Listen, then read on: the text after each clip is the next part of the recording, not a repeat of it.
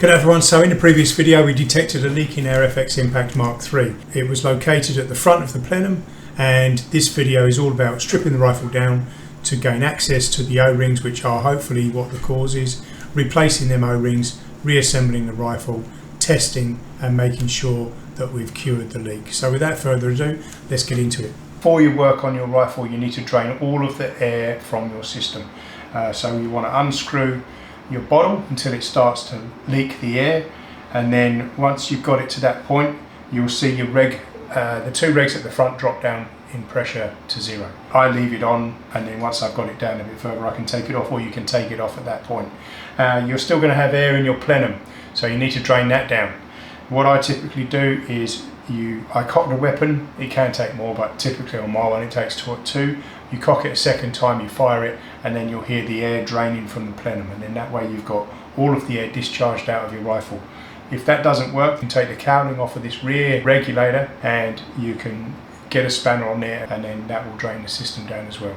But there's O-rings in there. You might add more leaks to your system by pinching that O-ring. So let's get into it. So first thing we want to do is take the scope off, pick it back up.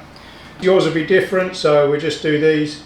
I've already pre-loosened them. The scope off, put that to the side. We're just going to loosen this off, and we'll take the bipod off. And if you can see at the bottom here, this is my FX Chrono. It's the Mark II, but what's good about it is all of these points are roughly the same level when I've got this bottom rail on. So if I take that bipod off, it should all sit pretty much level as it goes. So I'm going to take the bipod off, slide it forward slightly, and there we go. It now pretty much just sits on there. That will enable me to be able to take the barrel out, and we will also be able to take off this top rail. So we get the 3mm hex head, and then we just loosen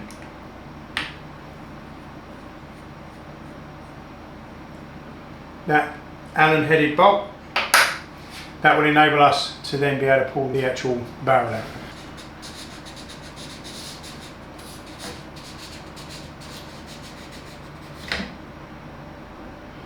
There's the pellet. It's got P, so it's a round hole. That's for the pellet, and you have the S for the slug side. Plus you've got your 2 O-rings here. There's 2 hex head bolts here, so you've got a 4mm hex head bolt here. You've got 2 hex head bolts here. Take it nice and easy. You don't want to do up these too tight when you do them up, because the last thing you want to do is strip the thread in the actual main chassis of the rifle itself. So be careful when you're doing them up. And another thing is, don't go start cranking it, because if you're undoing it and you strip it, the head, then that's just as bad as well, because then it just adds time to you doing the stripping process. What we'll do is we'll take this one off here. This should be the last part. There. Now the bottle's more accessible. Take bottle completely. We'll take the adjusting screw off. Unscrew this, and there's a spring behind it, and there's the spring.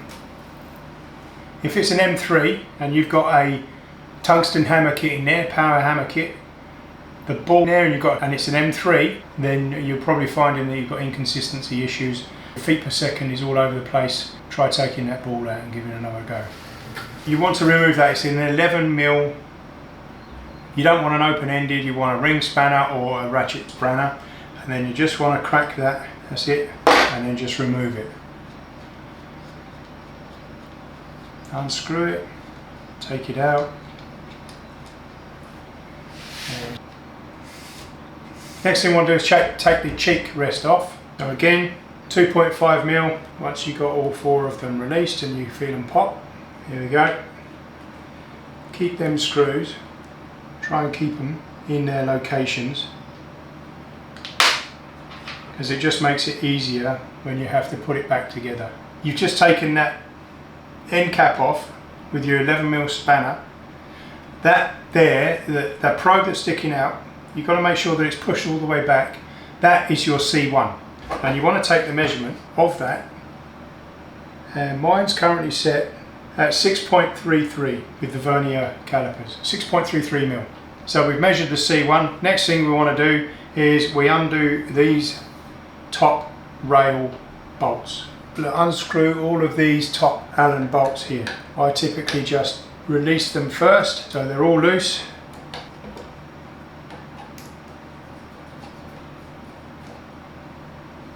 You'll notice this move when you've got these front two, because these two front two go through that block to secure that in. So we'll just keep working our way through, and then we should be able to lift all of that off, including that block.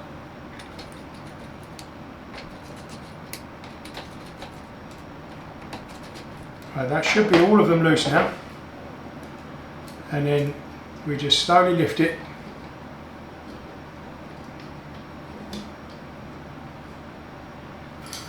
All as one, and then I lay it over on its side. The C1 needs to come out, so you can pull on this, and you typically need two sets of mole grips, one to hold the main rod and the other one to loosen this. I've thread locked this, so to get that off I need to be able to heat it gently to be able to get the thread lock to melt, and then you can just undo it. So you may have, it may just crack on yours, but if it doesn't, then potentially there's thread lock in there, and that's the reason why. We just need to apply some heat. I've used this, it doesn't need to be much.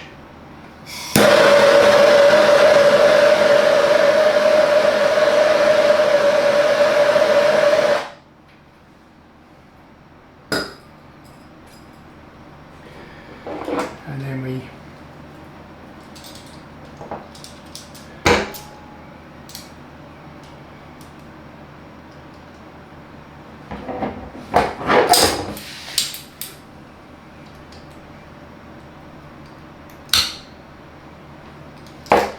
and as you can see, it's starting to turn.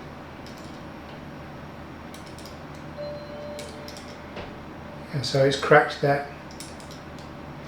And then what we want to do then is just get, bear in mind it's still hot.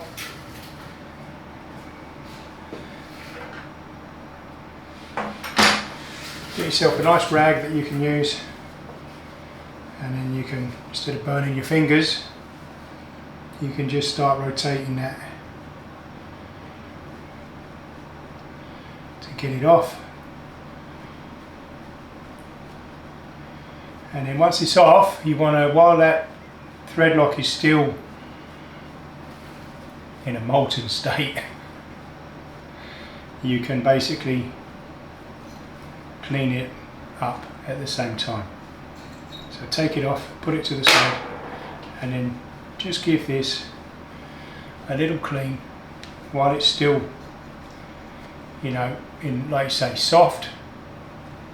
But bearing in mind this isn't even hot, so you don't want to put too much. If you put too much heat on, then anything downstream of that, and just release nice and gently.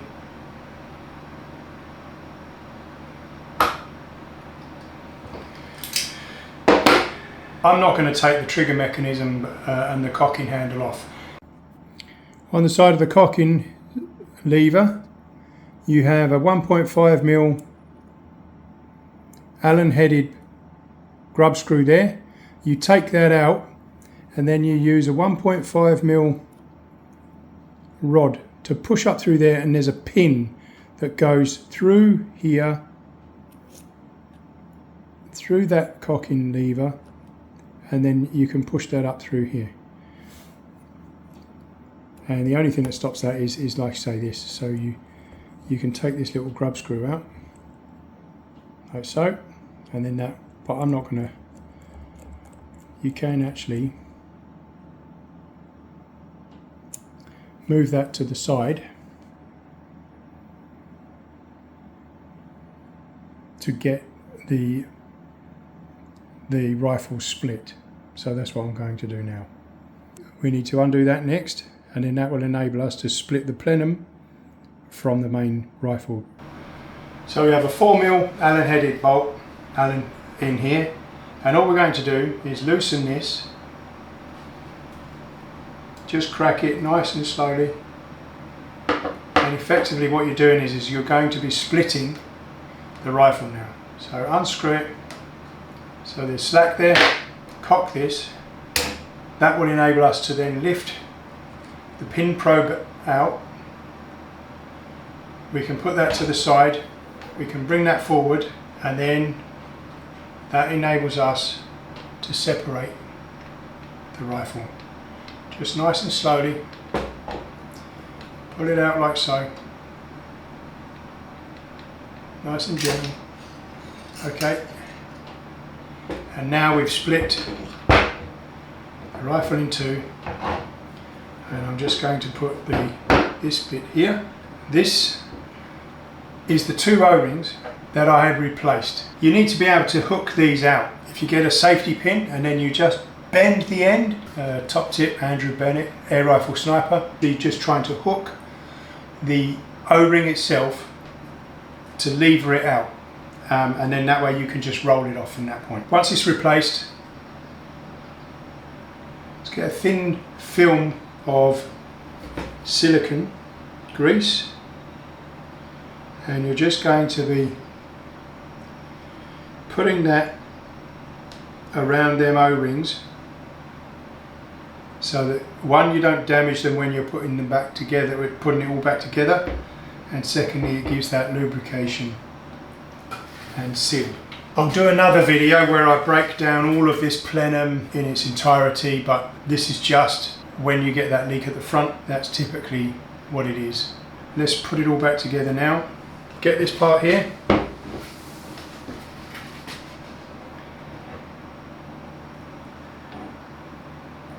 Pull that to the side.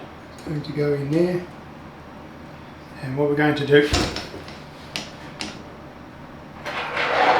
nice and gently, we're going to locate it, and then all we're going to do is nice and gently locate it, push it till it goes over that second one. There we go, she's in. You can now cock the weapon, push that over to the side, and the pin probe will go back into the chamber. And we want to line these up.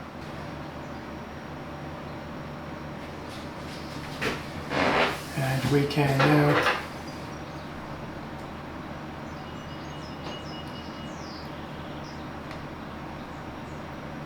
now do up a nut there. Like I say, not too tight. Place that into there. We pull this out. This is where we're putting back the hammer seat onto there. So if it's in, just pull it all the way out. Get your thread lock. This is the blue stuff. Put a little dab on the thread of the screw.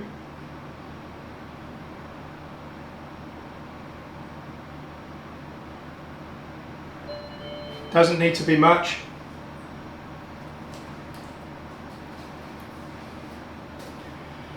And then just screw that on. You may need to hold the end of this just while you're screwing it on. Screw it on till it stops.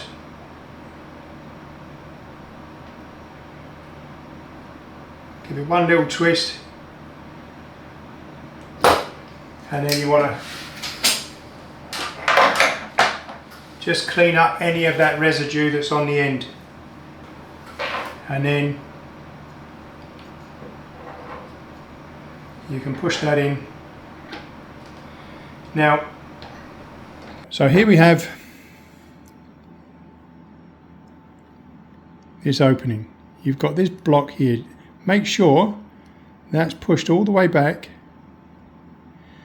and then what you want to do is pick up this cocking block here, pick it up and slide it forward so that it's not moving there, and then what that will do is it drops down in place so that when you cock it, it catches that silver slide that you saw there, that catches that makes contact with the spring, and that's what cocks the weapon. So you just need to make sure that when you do that, that it is in front of that silver piece that I just showed you. So again, slide that forward, lifting it slightly. Your hammer seat should be pushed back as far as it can, and then locate it, push it down. Now we're golden. Now you can remeasure that C1 dimension, and it should be, I've set mine's set to 6.33mm. If this piece falls out when you're carrying it across, then you will notice a small gap here and a larger gap there, and all you need to do is look on the block to see which way it goes, and you just make sure that you put it back in the same orientation when you put it back,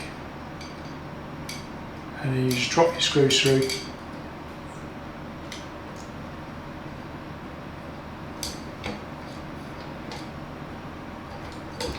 Just be nice and gentle with it. I normally put the back in first and then lower the front, because then the back's locked in, and then you can lower it down nice and gently until it just goes in place. I'll put these two screws back which fell out. There we go. Get your 2.5mm, and what I do is I zigzag my way up the same way I took it off, and then just don't do them up tight, just nip them.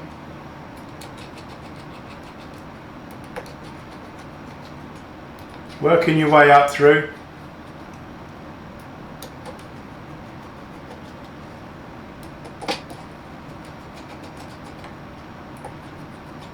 Like so. And once you've got them all nipped up tight, or not nipped up, should I say, you can then work back again, just giving that little slight additional tweak to it, just to make it slightly tighter. But like I say, don't overdo it. You don't want to strip the threads, and you don't want to strip the top of the head of the nuts. This is why I like doing it by hand, because you've got more control. I know mechanically you can turn the clutch right down, but you've only got to, I don't know, rub it against something or something along them lines, and you're going to have a whole kind of a mess going on. Right, so we've got that now. That's on, that's on. Everything's all good. We've got the C1 adjusted, and locate this. And what you'll find is on the end is an O-ring. So anytime you're dealing with O-rings and putting O-rings in, we want to make sure that we just put a slight coating of silicone grease on. Doesn't need to be much. It's just literally squeeze it out so it just touches your finger, and then put that slight coating on there, put that back onto there, locate the thread and do her up.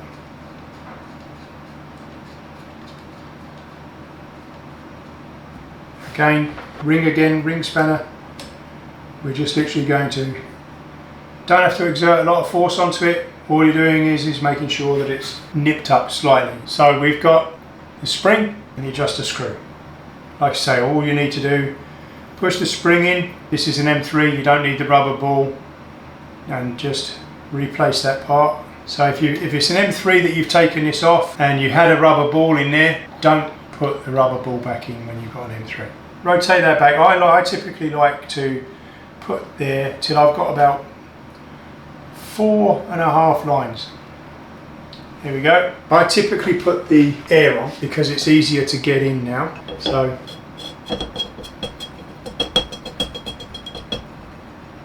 even if you get it to that point there, it's not actually putting the air into the system. So most of the screwing up is done. You can put your barrel in. Got 2 O-rings there. So what we want to do is a little bit of silicone grease, and you're just putting a thin film over that O-ring, and then you're putting a thin film over this O-ring. Here we go. And what you'll notice is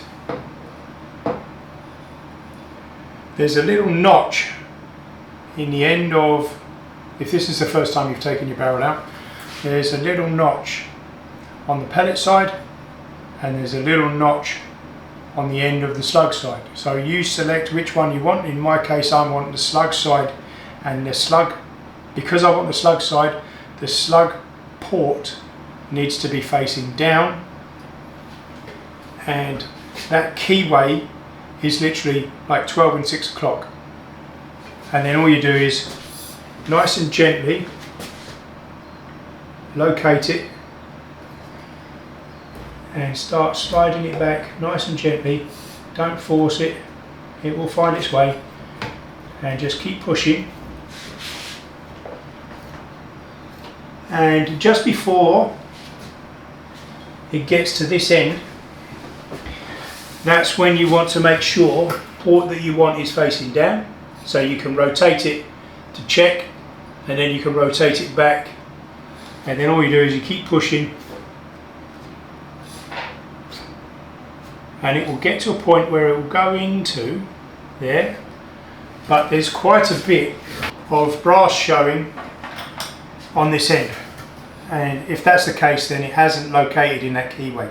So if you rotate it slightly and still push, and you'll hear it clunk.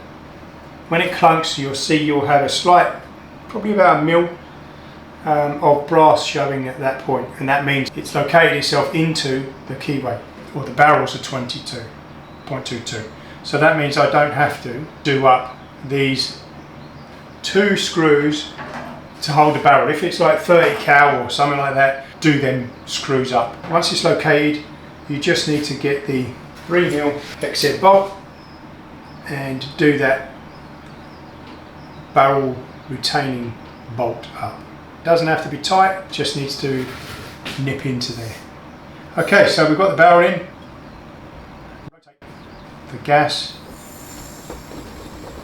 You'll hear it filling up the plenum.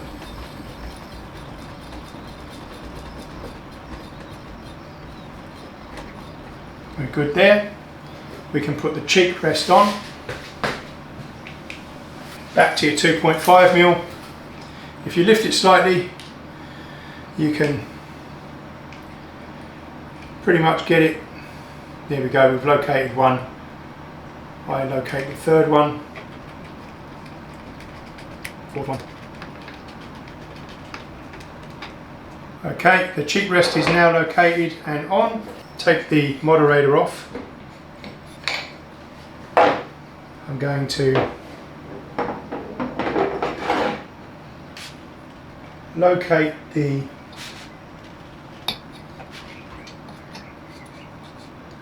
that front piece there, and you're going to slide this back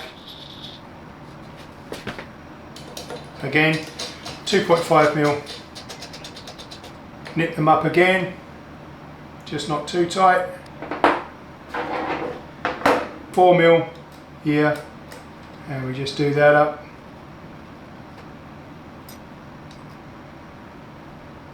Give it a little tweak. Moderator can go back on. Bearing in mind we've got gas in the system, so make sure you're on safe. You don't want to be putting your hand over the end in case it fires accidentally.